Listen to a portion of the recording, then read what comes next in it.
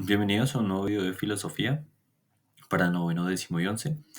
En este caso vamos a estar hablando de Aristóteles, el legado de un filósofo, un gigante del pensamiento y uno de los principales filósofos de la antigua Grecia, teniendo en cuenta a Aristóteles, Platón y Sócrates, que son una tríada muy importante para el pensamiento moderno. Aristóteles es una de las figuras más relevantes de la historia de la filosofía, teniendo en cuenta que fue discípulo de Platón y tutor de Alejandro Magno, uno de los más grandes líderes históricos. Dejó una huella imborrable en el pensamiento occidental y algunas de sus obras cubren una amplia gama desde disciplinas como la lógica, la política, la ética y elementos como la comprensión del mundo, epistemología. Entonces, vamos a hablar de la lógica aristotélica, que es uno de los elementos más importantes, ya que es el legado que plantea el camino al razonamiento deductivo. Recuerden que esos tres filósofos, Aristóteles, Platón y Sócrates, se basaron en este tipo de conocimiento. Entonces, él habla de tres premisas: el organón, el silogismo y la importancia de este razonamiento deductivo. El organón es el conjunto de obras lógicas de Aristóteles conocido como el organón. Sienta las bases del razonamiento deductivo a través de sus análisis. Aristóteles proporciona las herramientas para construir argumentos sólidos y llegar a la conclusión válida. Entonces, desde ese punto, los silogismos nacen, que son las premisas y las conclusiones. Entonces, uno de los ejemplos más explicados en clases de filosofía de Aristóteles es: todos los hombres son mortales, Sócrates es hombre, por lo tanto Sócrates es mortal. Es una premisa básica con una conclusión real. Entonces, desde ese punto hay silogismos mucho más complejos, que son los que estos silogismos construyen las tablas de verdad, para que tengan en cuenta, algo que ya veremos esta semana un poco más a fondo, teniendo en cuenta las clases sincrónicas. ¿Cuál es la importancia de esa lógica aristotélica? Ya que es fundamental para el desarrollo de la ciencia, la filosofía occidental, y su rigor y precisión han servido de guía para las generaciones de pensadores y científicos. Entonces tengan en cuenta que estos silogismos son premisas básicas y tratan de transformar la filosofía, que es una disciplina eh, o una ciencia social como tal, en una más técnica, donde si tú sumas, por ejemplo, 2 más 2 da un resultado, 4. Los silogismos son así: premisa, premisa B, A, B, entonces igual a una conclusión lógica de esas dos premisas. Y eso es lo que trata de hacer precisamente estos silogismos, y es volver como tal a la verdad un elemento deductivo matemático. La metafísica de Aristóteles es un elemento muy importante, que es en busca de la esencia del ser. El ser en cuanto a ser, las cuatro causas, la sustancia y el ascendiente, y el motor inmóvil. Entonces, para él, la metafísica aristotélica se centra en el estudio del ser en cuanto a es y las causas primeras, el origen del ser. Busca comprender la esencia de la realidad y los principios que la rigen. Las cuatro causas. Él plantea que son cuatro elementos: lo material, lo formal, lo eficiente y lo final, que es un pilar fundamental de su metafísica para entender cuáles son las causas del origen de todo: la sustancia y accidente. La distinción entre sustancia y accidente es esencial para entender la naturaleza de las cosas. La sustancia es lo que permanece, lo que está, lo que no es un valor cambiante, mientras que el accidente como tal son las propiedades que pueden cambiar, los elementos que pueden mutar, los elementos que pueden ser reemplazados y que pueden así tener un principio y un fin, mientras que la esencia en sí o la sustancia como tal es un elemento irrepasable e inmóvil que está ahí. Y por último, el motor inmóvil, que es el concepto o un concepto importante que apoya la idea de una deidad. Nos dice: como causa primera de todo movimiento, es una idea clave en la cosmología aristotélica. Este motor es la fuente de toda la energía y el movimiento en el universo. Él dice que existe un motor inmóvil, que hay algo que creó todo lo demás sin ser creado, que es un motor autosuficiente que dio origen a todas las cosas. Y desde ahí, todas esas cosas tienen un principio eficiente, pero ese principio eficiente no fue creado por nada más. Entonces, desde lo que es la escolástica, dicen que ese motor inmóvil, apoyados en la física, la metafísica aristotélica, es Dios, el creador de todo sin ser creado. Entonces, ese es un punto bien importante. Pero él plantea que es un motor inmóvil. algo que tiene un principio pero no un fin, que crea o un principio creador pero que no es creado. La siguiente, la física aristotélica. Entonces, desde ese punto, él tiene varios fuentes de enfoque. La naturaleza, los elementos, el universo geocéntrico y los tipos de movimiento. El primero, la física aristotélica, se dedica al estudio de la naturaleza y el movimiento. Aristóteles busca comprender los principios que rigen el mundo natural que nos rodea. Y así, la teoría de los elementos, tierra, agua, aire, fuego y éter, que sería un quinto elemento para él, explican la composición de la materia y los diferentes estados en los que se puede encontrar, teniendo en cuenta que el éter es una sustancia que se transforma, ¿vale? Son elementos presentes en la Tierra y el éter sería ese elemento cambiante. El universo geocéntrico. Para él, la concepción geocéntrica del universo dice que la Tierra es el centro y fue una idea dominante durante siglos, influenciada por la física aristotélica, donde decía que el centro del universo somos nosotros, que somos la creación ferviente de la idea universal del pensamiento. Y por último, los tipos de movimiento. Aristóteles distingue entre movimientos naturales y violentos, explicando cómo los objetos se mueven de acuerdo con su naturaleza y las fuerzas externas. Para él el movimiento natural es el movimiento natural de todas las cosas, que cuando se impone un movimiento externo se vuelve un movimiento violento porque cambia el cauce natural de las cosas. Desde ese punto, esa sería la física aristotélica teniendo en cuenta estas cuatro bases.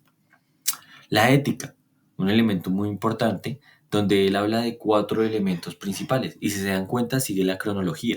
Sócrates hablando de virtud, Platón hablando de virtud y bien universal y Aristóteles hablando de un bien supremo, la virtud, los tipos de virtud y la razón práctica. Entonces, ¿el bien supremo cuál es? Nos dice que se centra en la búsqueda del bien supremo, la felicidad o lo que es la eudaimonia, que es un concepto que él desarrolla para decir que la felicidad se logra a través de todos los procesos virtuosos que tiene el ser humano y la ética realmente. Entonces, esa felicidad se alcanza a través de la virtud, que la virtud se define como el término medio entre dos extremos, por ejemplo, la valentía, que es el punto medio entre la cobardía, y la temeridad. Este concepto es fundamental y para la ética aristotélica es uno de los principios de más relevancia a nivel ético. Tipos de virtudes. Aristóteles distingue entre virtudes éticas, que es el carácter, y dianonéticas, intelectuales. Ambas son necesarias para una vida pura, plena y virtuosa.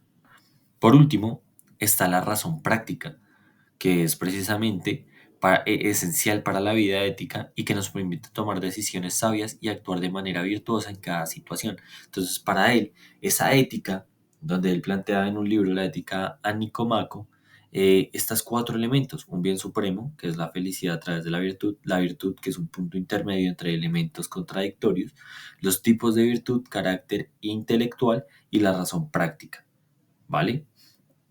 Ahora sí, llegamos a la política, otra de las bases importantes, donde hay una frase fundamental y dice, el ser humano es un animal político, un animal social. ¿Pero por qué?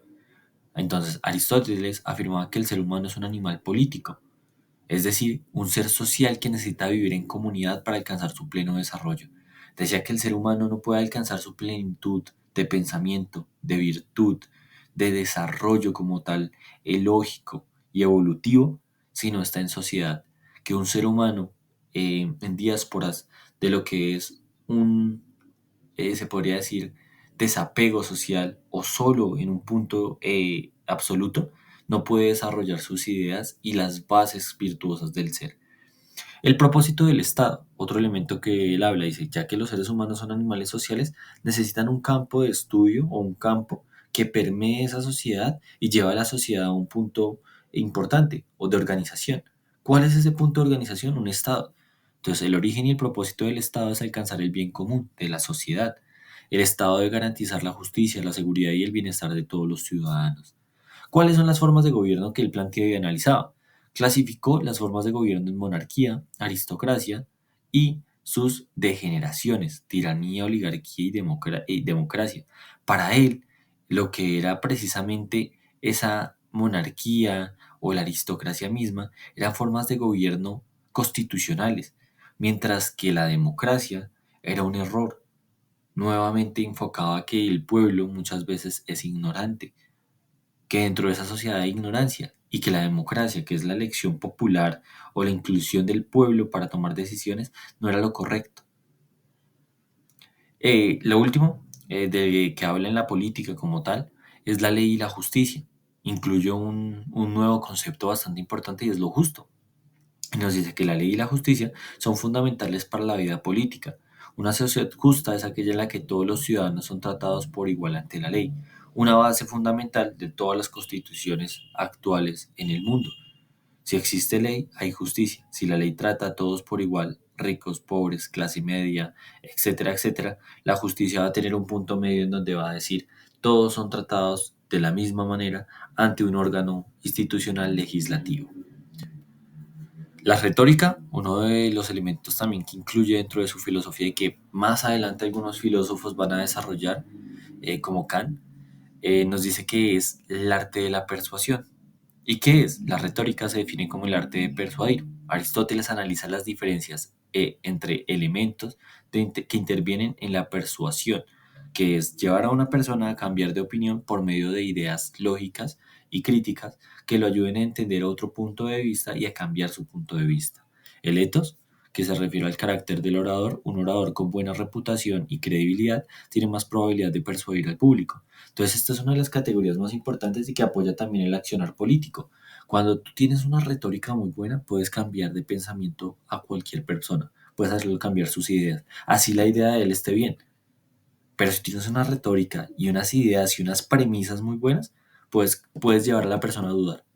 El logos, que se refiere al razonamiento lógico, un argumento bien estructurado y con pruebas sólidas, es fundamental para persuadir al público. Entonces, a través de lo que es esa retórica, tener en cuenta que la idea de lo lógico, de lo que es, va a llevar a las personas a decir, parece real, parece cierto, porque es lógico, y lo lógico debe ser verdadero.